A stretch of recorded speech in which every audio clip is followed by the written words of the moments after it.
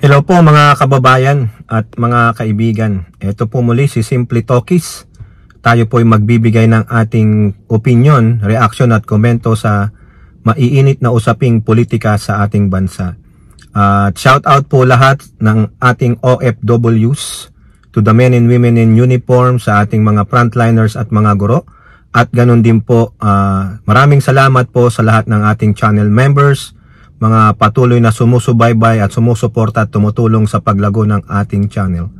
May God bless us all, may God bless our country, and may God bless the Marcos administration, and God save the Philippines from the hands of the evil Dutertes, their minions, and the anti-Marcoses. So pag-usapan natin mga kababayan, ang sinabi ng isang mambabatas na ang buhay ng Pangulong Marcos ay araw-araw na nanganganib dahil sa patuloy na yung pag-delay ng impeachment trial ni Sara Pusit Duterte.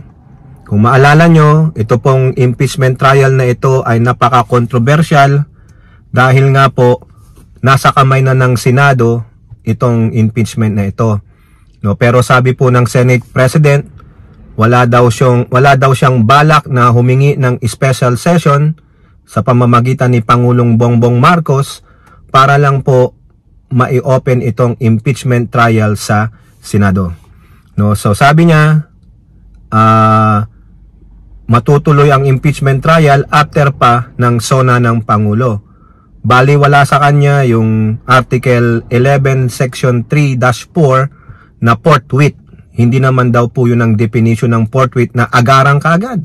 Na pagkabigay sa kanila ng impeachment, bukas, makalawa o ngayon din mag-o-open na ang impeachment trial court. Hindi daw po ganun. No, marami po siyang sinasabi pa, pero ayon na rin sa mga kapwa niya mambabatas, mga political expert, mga framers ng Constitution, parang nilalabag niya ang nasasaad sa Article 11 Section 3-4. Yung the word forthwith, immediately o hindi. Pero dahil nga po dyan sa pag-delay, ilang buwan po yan, 3 months o 4 months, dahil July 21 pa ang SONA ng Pangulo. After that, saka lang nila i-convene ang impeachment trial court dahil kinakailangan merong session, sabi ni Escudero. Dapat may session ang Senado para makumbin ang impeachment trial court. So the problem is July 21, yun ang SONA. After that, kailan? Kasi sabi ni Escudero, after ng SONA. Kailan yung after ng SONA? Hindi naman after ng SONA, the 22nd of July, ayan ng impeachment trial court. Diba, Escudero? So mag-aantay tayo ng mahabang panahon. No? At ang sinabi ng isang mambabatas, dahil sa haba ng panahon, habang itong natenga na impeachment trial kay BP Sara Pusit Duterte, araw-araw ding nanganganib ang buhay ng Pangulong Marcos. Kasi po, isa sa mga article of impeachment dyan ay yung grave threat na ginawa ni Pusit. Walang conditional threat, kundi isang pagbabanta sa buhay ng nakaupong presidente, sa kanyang may bahay at sa Speaker of the House. No? Ano man ang depensa ng mga maka-Duterte dyan, antayin nyo na lang po ang impeachment trial. Kung ano man po ang magiging resulta nun. Kung marami kayong kakampi, no? Hindi sila magiging objective, hindi sila magiging impartial, hindi sila magiging political, malamang maa-acquit sa impeachment trial court ang inyong BP Sara Duterte dahil yung mga boboto ng no ay kundi may utang na loob o takot sa mga Duterte. Okay, so sino po yung nagsabi na sa pag-delay nitong impeachment trial na ito labang kay Pusit, araw-araw ding nanganganib ang buhay ng Pangulo? Ito po sa quote card ng Impact Leadership, ang nagsabi po niyan ay si Representative Jude Asidre ng Tingog Party List. Ito po sabi niya dito, warning that the threat to the life of the President Marcos grow each day, the Senate delays the impeachment trial of Vice President Sara Pusit Duterte. Quote, "Let's not be naive. Every day, this trial is stalled," meaning yung stalled, natenga, nadidelay, "the threat to the president's life grows. So is the kill threat to the First Lady, Lisa Araneta Marcos, and our own Speaker Ferdinand Martin Romualdez. This is not just about legal technicalities. This is about ensuring the safety and stability of our country. The Vice President's past behavior, including her infamous public outbursts and use of force, should not be dismissed. Hindi malayo na she will harm the President. She has already demonstrated what she is capable of. If we continue to delay justice, we will be placing our Commander-in-Chief in serious danger." Correct po. Correct, mga kababayan. No? Itong pagtenga, pagdidelay ni Escudero, hindi natin alam kung anong dahilan. Ang sinasabi niya lang, naka-recess kami. No? Ayaw din ng ibang mga kapwa niya senador na mag-special session para lang ma-open up ang impeachment trial. Ayaw niya. No? Hinahayaan niya yung mga kapwa senador niya na mag-recess. Yung iba nangangampan niya, di po ba? Oh, di ba pang sariling interest lang? No? Hindi po yan yung interest ng sambayanang Pilipino. No? O baka naman, may sinister plot si Escudero, di ba? Nagiging ano siya, ano ba yung Tagalog ng sinister? Nag-iisip ng ano man ang kalalabasan ng darating na midterm election, lalong-lalo na sa mga senador. Yung 12 natitira dyan, no? Na matatapos ang termino ng 2028, alam nyo, baka isa lang dyan ang boboto ng yes to impeachment, si Hontiveros. Si Escudero, yung ang representante nila sa Sorsogon, Escudero ang last name. Oh, correct me if I'm wrong kung di niya kamag-anak yun. She voted no to impeach Sara Duterte at the House of Representatives. 11 out of 12 remaining senators will vote no to impeachment. Yan po yung aking natutunugan, mga kababayan. So tama po si Judy Isidre. Kayang-kaya niya ni Duterte, ni Sara Duterte man na magpapatay ng tao. Dahil yan po ang nature ng mga Duterte, no? Dahil hindi nila mapabagsak, no? Hindi nila magapi, matalo ang Pangulong Marcos. They will resort to violence. They will resort to kill mode. Yun na, yung kumbaga, yun na yung pinaka-superlative na gagawin nilang masama. Ang patayin ng presidente, ang First Lady at ang Speaker, no? So, ewan ko, Escudero, hindi ko alam kung sana, buti na lang, di ka naging re-electionist. Kung hindi, wala.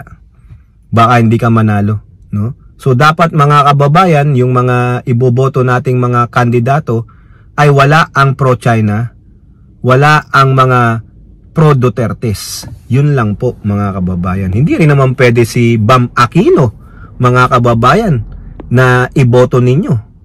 Hindi yan pro Duterte, hindi pro China, pero kakampings po yan. Pero iba po ang pananaw ni Bam Aquino sa impeachment ni Sara Duterte. Oh, di ba? Ano po ang sabi niya? Dito sa konteksto ng sinasabi niya, palagay ko issue siya sa mga politiko. Dito na natin kukunin yung konteksto, mga kababayan. Issue daw ito sa mga politiko. Yung mga alyansa ngayon ay parang yung po yata yung nagiging isa sa malaking bagay, no? Kumbaga, kinikriticize niya. Yang issue na yan ay pang politiko lang.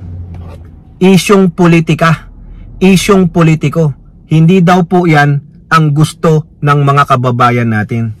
Hindi siya issue sa mga kababayan natin. Oy, Bam Aquino, 41% ang may gusto ng impeachment kay Pusit. Kasi daw po, kaya nasabi ni Bam Aquino yun na hindi daw issue sa mga iilang Pilipino.